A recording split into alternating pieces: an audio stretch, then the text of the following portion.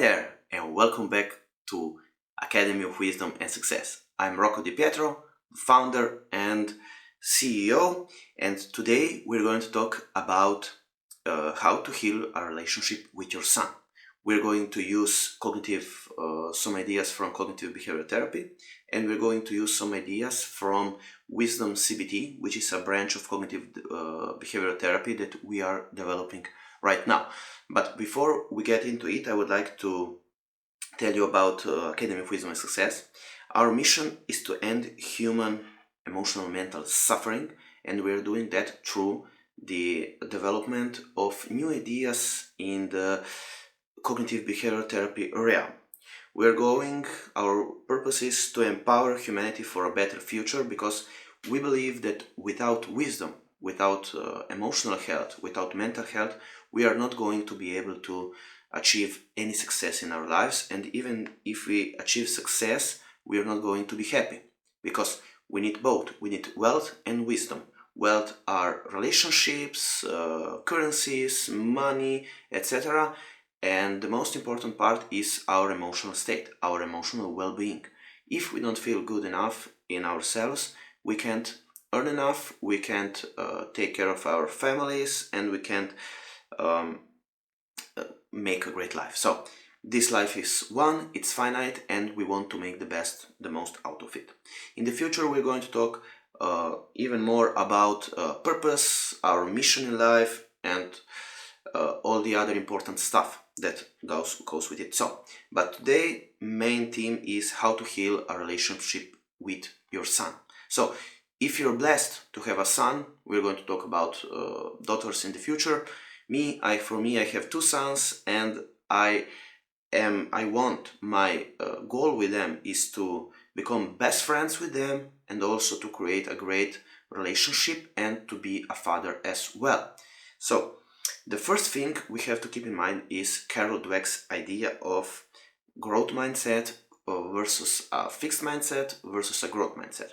On one hand, we have a fixed mindset that is predominant in the West, where we think that someone is either intelligent or stupid or special, So we're not looking at it as something that can be improved, can be grown upon, can be built upon, but you're essentially casted in one cast. For example, you are either intelligent or you're either stupid, and according to that, people tend to relate to you, and you come to believe this etiquette that people are labeling you in this way.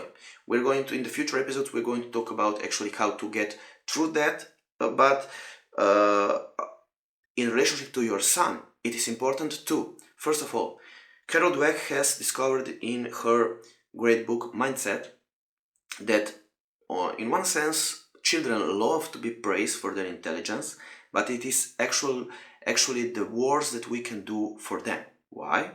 Because if we tell our kids that they are intelligent, they will get that label, okay, I'm intelligent, so if I do something wrong, I may come out as unintelligent. And she actually did many experiments where people had to solve a different grade of difficult equations, and the people that were praised for their intelligence did worse in the aftermath in other study than people that were praised for their work ethics. So if you want to improve your relationship with your son, it is important to tell him that it is okay to fail.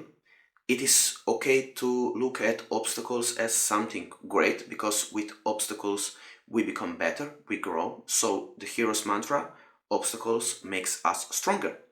And in relationship with your relationship, so if you make your goal to create a great relationship with your son, it is important to know that relationships are not cast in stone. They are built on a spectrum. Think of it like going from 0 to 100. The number is not important, but important is that we have a path. So when your son is born, or wherever you found yourself in a relationship, you can go from plus to minus. You can you can do some things that improve your relationship, and you can do some things that worsen your relationship.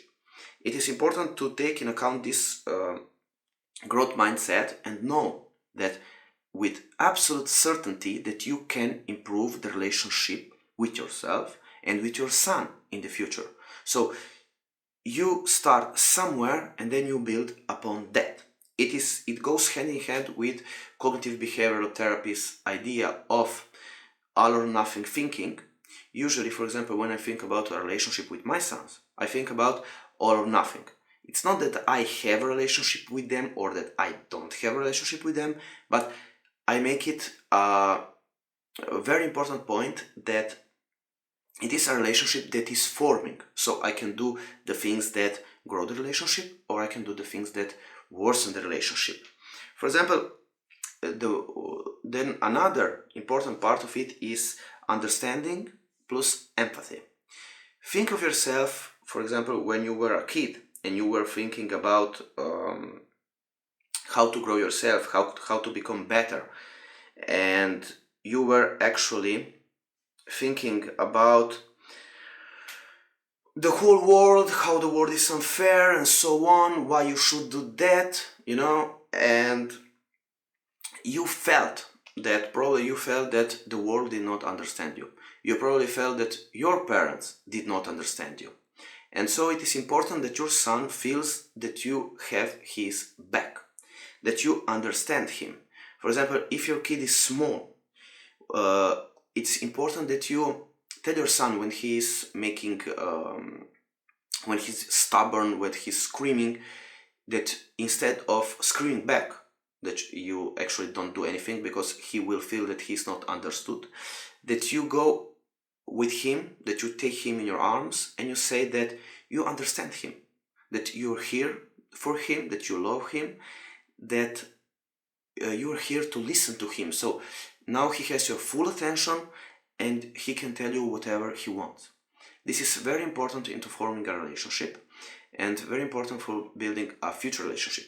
So if your relationship with your son is lost, it's very bad, it's in a bad shape, it is important to know actually again that you can improve upon it and that you can grow it. So it is important to tell him that if it is older, that you cherish the relationship with him and that he matters to you.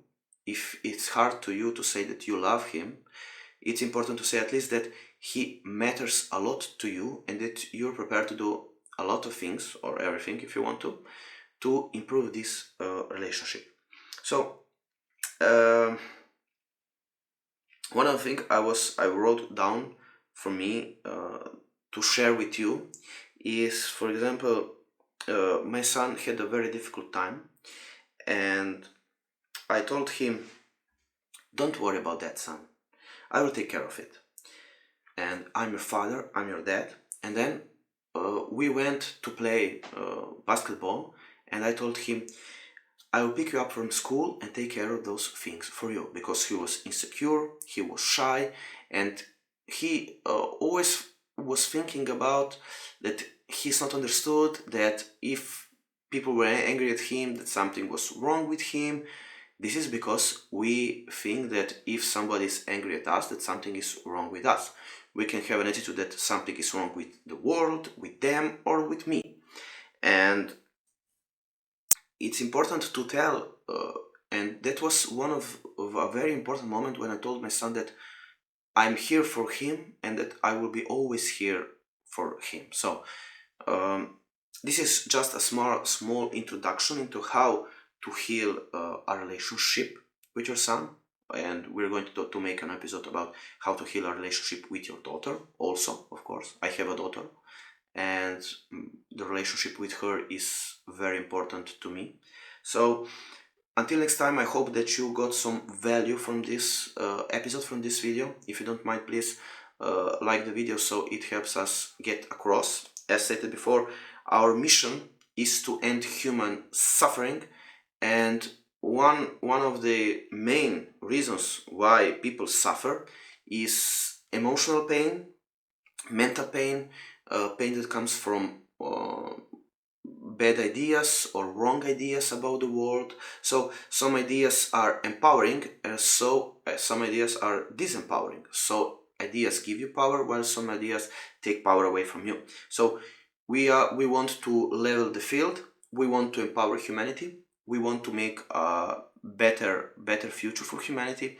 And so we wish that you come join us, that you help us in this project of ours. And of course, we wish you a great life. And until next time, I can tell you bye bye.